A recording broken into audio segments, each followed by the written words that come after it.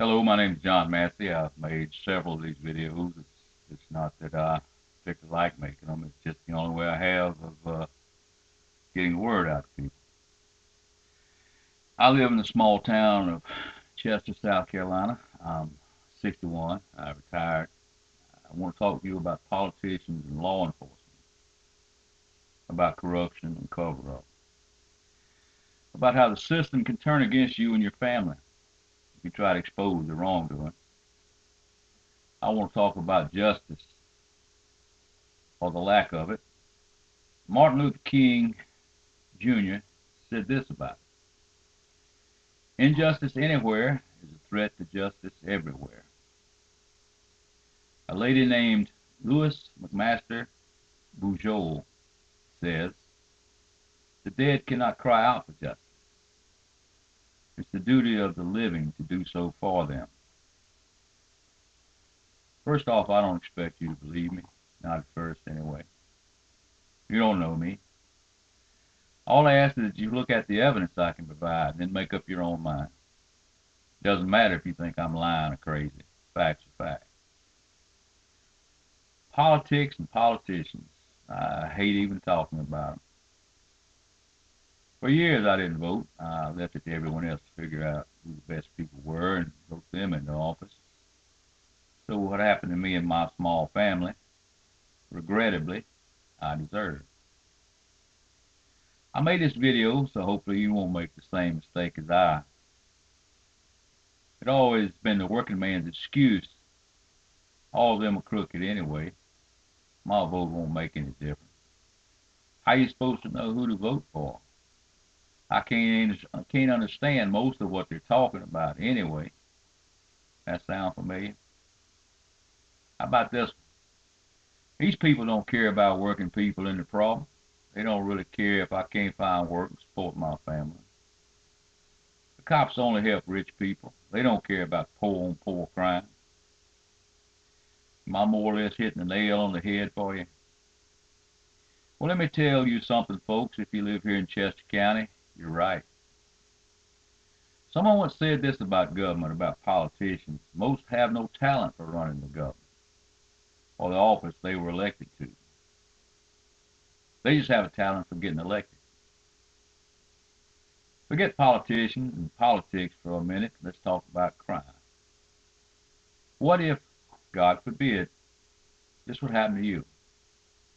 Some drug addict strangles to death your mother, your sister, or one of your kids. What would you want the prison system to do with that person? In Chester County, we took the man to see his new girlfriend while he was still in prison for killing his old. How do I know? I drove the county truck and took him there. It was part of my county job. At least that's what my supervisor told me. I quit that job only after I found another one and had gathered enough evidence to prove what was happening with this and the other inmates on site. They were being rewarded, not punished for their crime. Who did I tell? I told the local and city county government, the local, city, county, and state cops, and the prison system. What did I get for doing this? Fast forward a year and a half now. Nobody stopped and investigated anything. Instead, they came after me and then my family for reporting. I'm at home, out of work again after another layoff. My only family, my mom, is dying of lung cancer. She looks up from what would later prove to be her deathbed and asks me, do you think they're going to get up? She's 79. She's scared, not of dying. She's scared of the prison inmates standing in our yard. She's scared because when she looks out the window where I put her hospital bed, maybe another county truck loaded with convicted killers, drug dealers, and thieves looking back at her, at us. So where are the cops?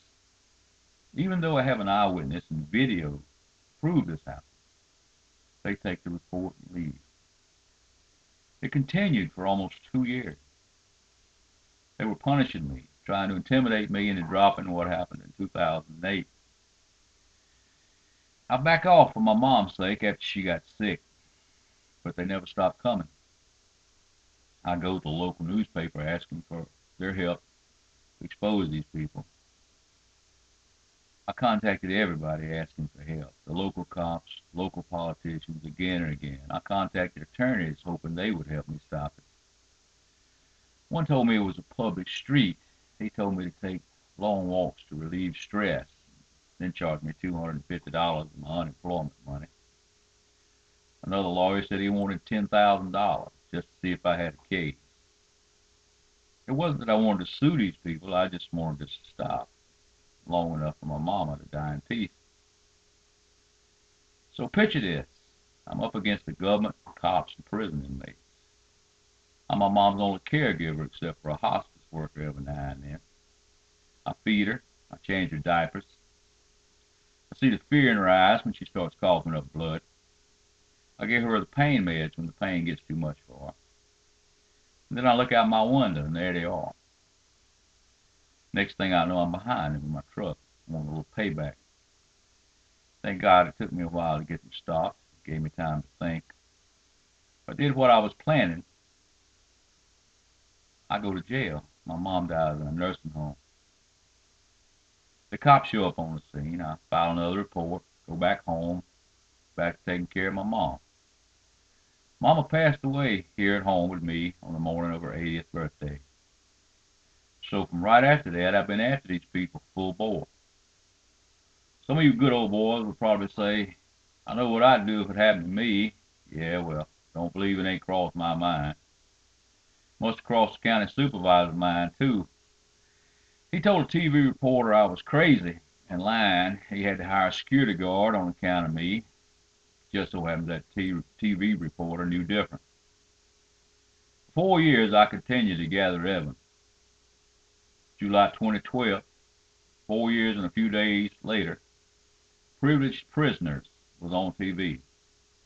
You can watch it if you want at www.wspa.com.